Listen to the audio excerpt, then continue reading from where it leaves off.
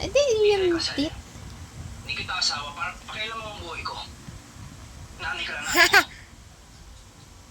Ay, puta na ako gali. No!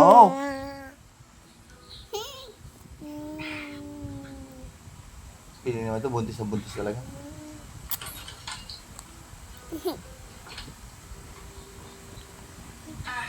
David, Nakaka-imbyar ng manood yan.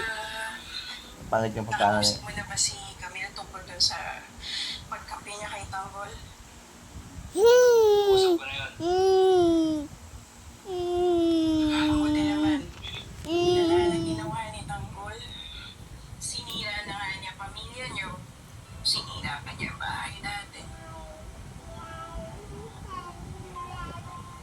Lahat ng pinaghirapan ko.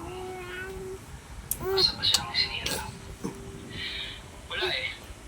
Ako, ginamit mo lang pangalan ni Tango. Masama talaga siya.